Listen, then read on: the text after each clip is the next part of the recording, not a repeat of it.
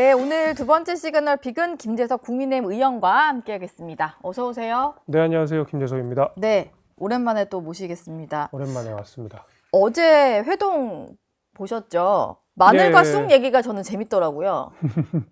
일단 저의 관심사는 장동혁 대표랑 정청래 대표가 악수를 할 것이냐 여부였는데 네. 악수를 하셨더라고요. 그리고 그 장동혁 대표의 일성, 예. 이재명 정권을 반드시 끌어내겠다라고 해서 만났을 때도 좀 어색하거나 불편한 기류가 있으면 어떡하나라는 우려가 좀 있었는데 다행히 좀 그런 건 없었던 것 같아요. 사실 뭐 경제도 어려운데 네. 계속 정치적 불안 상태가 커져 있는 상황이잖아요. 양당이 다. 예. 그런 상황에서 그래도 여야가 손을 맞잡고 필요한 이야기들을 주고받고 또 민생과 관련한 협의체도 구성한다고 했으니까 일단은 첫 발은 잘 뛴 것 같습니다. 예. 협의체를 좀 구성하겠다 이거는 좀 성과 같은데 예. 장동혁 대표가 또 얘기를 한 게 내란 특별재판부 이런 거나 뭐 덧센 특검법 이거에 대한 재고를 좀 요청을 한 거고 네. 또 최교진 후보자에 대한 임명 이것도 좀 다시 생각해 달라 이런 거였는데 이거에 대해서는 대통령이 답변을 하지 않았거든요. 사실상 이렇게 답을 안 했다는 것은 거부했다라고 봐야 될 것 같은데. 그럼요. 당연히 그 각각의 역할을 다 한 거예요. 그러니까 야당 대표로서 우리 당내에서 논의되었던 이야기들, 당내에서 계속 민주당을 향해서 비판했던 내용들을 잘 정리해서 말씀하신 거고 이재명 대통령 입장에서 그거 받아들일 수 있겠어요. 뭐 애초에 그 정도 받아들일 사람이면 이 정도까지 끌고 오지도 않았겠죠. 그래서 이재명 대통령은 그저 그냥 허허실실 하지만 책임지지 않는 그런 형태를 저는 이제 양쪽에 다 보였다고 생각하는데 그 이재명 대통령이 그 전에 한번 그런 얘기 했잖아요. 그러니까 국회에서 하면 뭐 본인이 어쩔 수 없다라는 식으로 얘기했잖아요. 그러니까 애초에 내 손을 떠난 문제야라고 선언을 해버린 상황이고 그리고 본인은 그거 막을 생각도 없기 때문에 그거 다 본인이 좋아서 하는 일들인데 그 뭐하러 야당 대표가 뭐라고 했다고 막겠어요. 그래서 저는 정말 진심이면 이걸 거부권을 행사할 텐데 그럴 리가 만무하다. 저는 그렇게 생각합니다. 그럴 리가 만무하다. 오늘 아침에 조간 보도를 하나 보니까 정청래 대표랑 우상호 정무수석 간에 좀 이 검찰 개혁 법안에 대해서 정부 입법 사안인데 당이 개입하는 거에 대한 좀 이견이 있었다 이런 보도가 좀 있었어요. 보셨는지는 모르겠는데 그게 실제로 저희가 대통령실과 당 간에 어떤 약간의 긴장 관계가 있다, 이견이 있다 이렇게 좀 보여지는 부분이잖아요. 있어요. 실제로 국회에서도 느껴져요. 그래요? 느껴지는 게 뭐냐면 어제 그 정부조직법 개편안이 대략적으로 나왔잖아요. 근데 저는 이제 정무위원회에 있는데 정무위원회에 불과 지난주에 금융위원장 인사청문회가 있었습니다. 근데 오전에 사실상 파행이 됐던 이유가 저희의 지적은 이런 거예요. 아니 우리가 언론 보도를 보니까 9월 25일 날 정부조직법 개편해서 금융위원회 없앤다는데 금융위원장 인사청문회 하는 게 무슨 의미냐.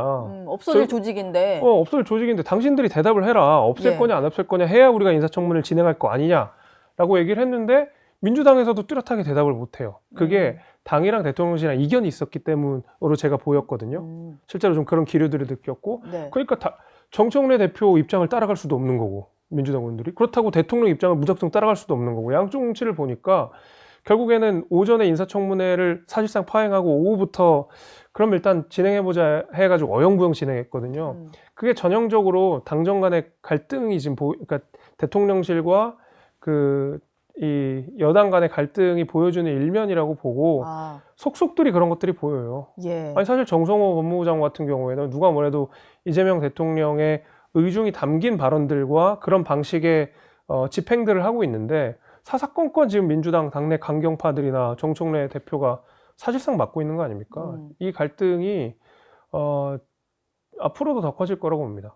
지금 조금씩 새어 나오고 있는데 그게 드러나면 또 아니라고는 하지만 내부적으로는 이제 그런 것들이 눈에 띄시는군요. 맞다고 하겠어요. 이재명 대통령 입장에서도 자존심 상하는 일이죠. 그러니까 강성 팬덤이 아주 영원 만고 내 팬일 거라고 생각했는데 알고 보니까 뭐 정청래 대표가 더 휘어잡는 힘이 강하다고 한다 그러면 위기감도 느끼고 한편으로는 좀 자존심도 상하고 그러겠죠. 지금 또 그러다 보니까 어떤 대통령실이나 이제 대통령과 좀 더 가깝다는 분들 입에서 나온 얘기보다는 정청래 대표나 강성 지지층이 원하는 방향으로 좀 일이 진행이 되다 보니 그렇죠. 뭔가 권력 싸움에서 오히려 이제 당이 좀 더 세 보이는 생각도 좀 들고, 얼마 전에 좀 재밌는 분석 기사가 하나 있었어요. 주간 경향에서 했던 네. 김어준 씨로 대표되는 어떤 이제 유튜버, 음.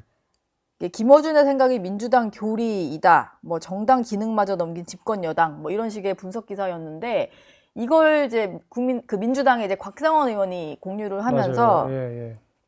여기에 대해 좀 비판을 했었거든요. 본인은 이제 유튜브 권력에 조아릴 생각이 없다라고 얘기를 했는데, 여당 의원이 이런 식의 글을 공유를 하면서 입장을 밝힌 거, 이건 좀 어떻게 해석을 해야 될까요? 엄청난 용기가 있었다고 생각합니다. 그리고 본인이 느끼기에도 그 정도로 심각하게 휘둘리고 있다라고 느꼈나 봐요.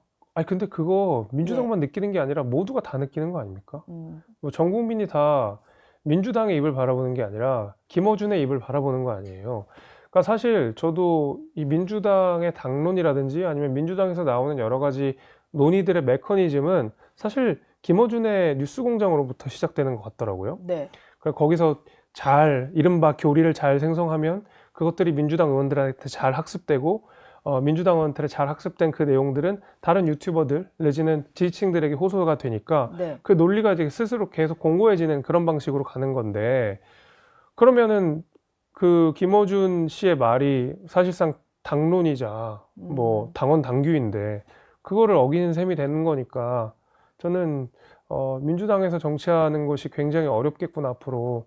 그 최근에도 제가 기억으로 지난해였는데 뭐 검찰개혁 관련한 표결이었던 걸로 기억합니다. 네. 거기에서도 곽상원 의원이 제 기억으로 원내 부대표인가 그랬었는데 반대 맞아요. 표결을 하면서 거기도 쫓겨나고 뭐 엄청난 공격에 시달렸다고 들었거든요. 예. 하물며 제가 기억으로 심지어 반대표도 아니에요. 무효표, 그 기권표였던 걸로 기권. 기억하는데 그 정도로 공격을 당했는데 지금 상황에서 저렇게 완전히 이 당론에 이른바 당론에 반대되는 이야기를 했으니 사실 입지가 굉장히 줄어들긴 하겠죠.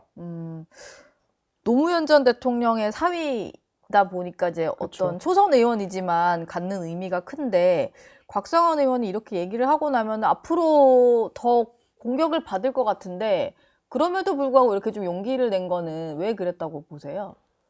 뭐 이대로 가면 안 되겠다는 생각을 하고 있겠죠. 아니, 지금 그 정도가 아니라 검찰 개혁과 관련해서는 네. 사실 대통령과 당대표가 이견 차이가 있는데도 불구하고 사실 당대표와 훨씬 코드가 잘 맞고 있는 김어준 씨가 말하자면 형성되는 여론으로 이런 개혁이라는 이런 모든 과제들이 그냥 뚝딱뚝딱뚝딱 되는 거잖아요. 심지어 대통령의 의중에도 반대되는, 그 대통령 의중과도 맞지 않는 내용들이, 네. 이거는 사실 심각한 어떤 국가기강의 문제라고도 좀 볼 수 있는 거기 때문에 네. 그래 곽상원 의원이 용기 내신 것 같아요. 이게 보수 쪽에도 뭐 김어준 씨를 표방하는지는 모르겠습니다만, 전환길 씨 같은 네. 경우가 이제 유튜브 활동을 열심히 하시면서 예. 어떤 당의 영향력을 좀 행사할 수 있다, 이런 얘기를 좀 자주 하시잖아요. 네, 네. 근데 방금 전에 연결을 했던 김민수 최고위원에 대해서는 전환길 씨가 많이 도와줘야 된다라고 한 반면에, 이번에 같이 최고위원이 된 양양자 최고위원이나 김재섭 의원 그리고 김용태 의원, 이런 분들에 대해서는 내부 총질하는 사람이다라고 뭐 저격을 좀 해요. 네, 네.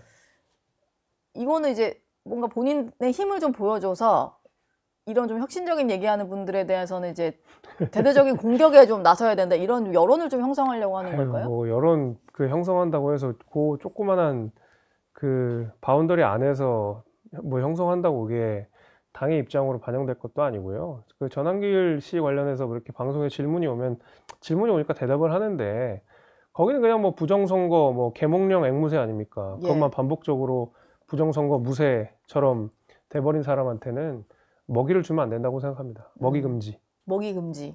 반응을 보일 필요가 없는 거군요. 네. 그냥 그대로 본인의 역할을 하시면서 잘 돈 많이 버셨으면 좋겠어요. 예. 근데 이분들이 자꾸 뭐 공천 얘기를 좀 하시고, 일부 뭐 고성국 TV 진행하신 고성국 씨 같은 경우는 뭐 자릿수까지 얘기를 하면서 공천에 영향력을 행사하겠다, 이런 얘기를 좀 대놓고 하잖아요. 네. 이건 좀 조치를 해야 될 문제라고 보십니까? 그러니까 그 양반들이 뭐 되면 네. 뭐라도 되는 사람들이면 뭐 조치도 하겠지만은 아니 뭐 아무 실권이 없는 사람들인데 뭐 바깥에서 어떤 그 주장을 하든 이런 간에. 말 그대로 허언증처럼 내가 몇 석이야.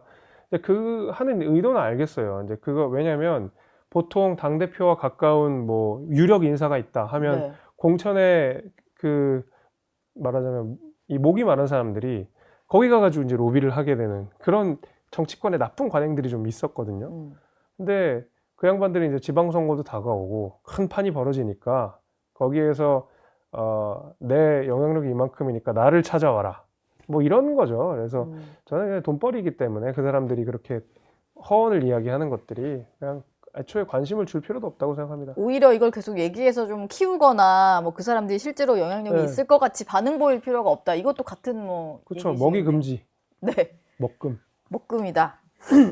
조국혁신당 얘기를 좀 넘어가 보겠습니다. 네. 이게 당내 어떤 성비위 문제에 대해서 좀 제대로 조치를 안 하고 있다가 지도부 총사퇴까지 좀 이어진 그런 상황인데, 당 내에서 조국 원장, 지금 원장직이잖아요. 조국 원장이 비대위원장을 맡아야 된다라는 일부 의견이 나온 거에 대해서 피해자 측에서는 반대를 공개적으로 했어요. 당 수습을 하려다 보니까 사실 이제 상징적인 인물인 조국 원장이 좀 필요할 수도 있는 상황이고 뭐 그런 것 같은데, 그래도 비대위원장에 좀 거론하는 건 좀 아니지 않을까요?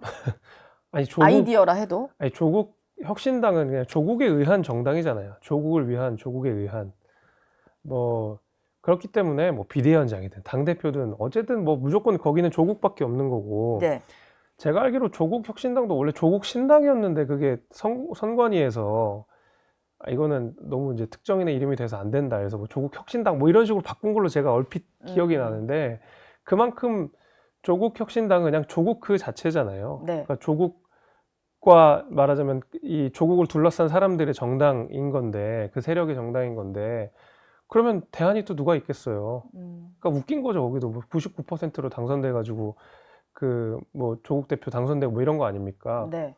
그러니까 그 이 어지러운 국면을 결국에는 조국 전 대표가 알아서 수습은 하셔야 되는데, 네. 문제는 비대위원장까지 가는 건 그렇다 치더라도 본인이 이걸 수습할 능력이 있느냐 이거죠. 수습할 능력이 없죠. 네. 다른 사람들은 애초에 비대위원장 가는 것 자체가 부담스럽고 비대위원장 가는 것 자체가 큰 의미가 없을 거고, 결국 조국 전 장관이 뒤에서 배후에서 그 유력을 행사할 텐데, 그러면 결국 본인이 등판해서 수습을 해야 되는데 지금 이게 수습할 수 있는 상황이냐고요. 당 해체해야 되는 거 아닌가 모르겠어요. 아예 당 해체까지 가야 된다. 조국 전 장관은 정계 은퇴하고 당 해체해야죠, 거기. 조국 원장이 그 수감 당시에 본인이 뭐 옥중에 있었고 그러다 보니까 그 비당원 신분이었고 그래서 할 수 있는 일이 없었다라고 얘기는 하시는데, 뭘 없어요. 없기는. 그 양반 하루에도 12번씩 SNS를 올리지 않으면 병이 걸리는 가시가 치는 사람인데, 심지어 이제 수감 중에서도 옥중 예. 서신 보내고 했었잖아요. 옥중 서신 보내고 뭐 심지어 배우자가 감옥에 있을 때도 철봉해가지고 인증샷 하시는 분이 네. 무슨 세상 비당원 같은 말도 안 되는 핑계를 댑니까? 그거는 진짜 그 지나가는 개가 웃는 이야기인 거고요. 소가 웃을 이야기인 거고요. 예. 여기에 대해서 책임지기 싫었다라는 것이죠. 그거는 그냥 냉정하게 바라보면. 해서 비겁한 변명. 당연하죠. 같은 거네요. 말도 안 네. 되는 소리죠. 그리고 예. 뭐 지금이라도 할 수 있잖아요. 그리고 수습 정말 정중하게 사과하고 뭐 조치하고 뭐 제명할 사람 제명하고 해야 되는데, 결국엔 다 자진 사퇴 형국으로 가는 거고 본인은 뒤에 쭉 빠져가지고 프로필 사진이나 바꾸고 있는 거 아닙니까? 이렇게 예. 듣고 있겠다는 거. 뭘 들었는지 그 모르겠어요. 프사 바꾼 거 좀 어떻게 해석을 해야 될까요? 심각한 그 공감 능력 결여죠. 지금 상황이 이렇게 됐는데 뭘 듣습니까? 그 사진을 그렇게 바꾸고 있는 게 뭐 하는 겁니까? 지금 그게. 프사를 자주 바꾸는 사람들이 자기애가 되게 높은 아. 사람들이라고 하던데, 이런 와중에도 자기애를 좀 발산하는 그런 모습이 어떻게 비칠지를 좀 생각을 해야 될 텐데. 진짜 글쎄요. 뭐 너무 험한 말이 지금 막 입에서 튀어나와가지고 예. 방송이라 차마 못하는 점을 삐처리라도 되면 제가 막 하겠는데 네. 라이브라서. 아무튼 엄청 험한 말을 지금 하고 있다고 생각하시면 됩니다. 예, 알겠습니다. 눈빛으로 좀 나왔습니다. 네, 엄청난 험한 말을 하고 있습니다, 제가. 국회에서 김재섭 의원이 주최하신 토론회에 예. 오세훈 시장과 이준석 의원이 다 예. 모여서 이준석 개혁신당 대표가 다 모여서 뭔가 이제 연대를 하려나 이런 생각이 좀 들었는데 그 자리에서 또 하필 오세훈 시장이 합당이 됐든 선거 연대가 됐든 어떤 형태로든 지방선거에서 개혁신당과 합심해야 된다 이런 얘기를 하셨어요. 그 자리가 사실 뭐 그러려고 주최하신 토론회는 아닐 텐데. 그런 건 아니었죠. 예. 이 오세훈 시장 얘기는 좀 어떻게 들으셨나요? 한 2달 전인가요? 두세 달 전에 당시 오세훈 시장이랑 김용태 당시 비대위원장이랑 네. 이준석 의원이랑 그리고 제가 같이 이렇게 만찬 회동을 한번 한 적이 있었고 네. 보도도 많이 나왔잖아요. 예, 그때 보도도 많이 나왔고 근데 그때 했던 얘기도 사실 그런 거예요. 근데 지방선거가 간단한 상황은 아닌데 그러니까 이재명 임기 초반이고 그리고 이재명 그 대통령 스타일이 때 되면 이제 뭐 돈도 풀고 막 온갖 포퓰리즘들을 난무해서 선거를 치르려 할 텐데 네. 우리도 과거 2018년처럼 일방적으로 밀리는 그런 게임을 하면 안 되는 거 아니냐. 우리도 보수 진영에서 그 가장 지역의 기반이 되는 지방선거를 잘 치러놔야 되는데 사실 그때 당상을 생각해 보면 탄핵 이후에 예. 대선 어지러운 정국이었었으니까 뭔가 우리끼리 힘을 좀 합쳐서 보수 진영 전체를 좀 재건해야 되는 필요성이 있지 않겠느냐 이런 얘기들을 많이 오고 가긴 했어요. 이제 네. 그런 전 연장선이라고 봅니다. 그때 그래서 이준석 의원 대표가 오니까 오세훈 시장은 거기에 그때 이제 말씀하셨던 우리가 논의했던 내용들의 연장선으로 이렇게 뭔가 연대가 좀 필요하지 않겠냐라고 말씀하신 것 같아요. 아직은 네. 좀 원론적인 수준이었습니다. 뭐 아직은 또 지방선거까지도 시간이 좀 그럼요. 남아 있으니까. 근데 전 궁금한 게 장동혁 대표 체제에서 개혁신당과의 어떤 이런 연대 이게 좀 가능한 그림인가 싶은데 어떠세요? 정치는 상상력의 영역이고 사실 불과 한 달 전만 해도 지금 장동혁 대표의 모습을 상상하는 장동혁 대표 지지자들이 몇 분이나 계셨겠어요. 장동혁 대표의 강성 지지층 분들은 이런 장동혁 대표의 모습을 전혀 상상하지 못했을 거거든요. 네. 왜 이재명 만나지? 왜 정청래 만나지? 왜 접견부터 안 가고 왜 접견 안 하지? 예. 왜 부정선거 얘기 안 하지? 네. 왜 김도읍 정책위의장을 임명하지? 그러니까 사실 불과 한 달 전만 해도 이런 모습은 장동혁 대표인데 상상할 수 없는 모습이었기 때문에 앞으로 뭐 3개월, 4개월 뒤의 모습을 우리가 어떻게 예측할 수 있겠어요? 변화무쌍할 거라고 생각합니다. 예. 알겠습니다. 지금까지 김재섭 의원과 함께했습니다. 오늘 말씀 고맙습니다. 감사합니다. 저희 영상 많이 시청해 주시고요. 좋아요, 구독, 댓글, 알림 설정 꼭 부탁드리겠습니다.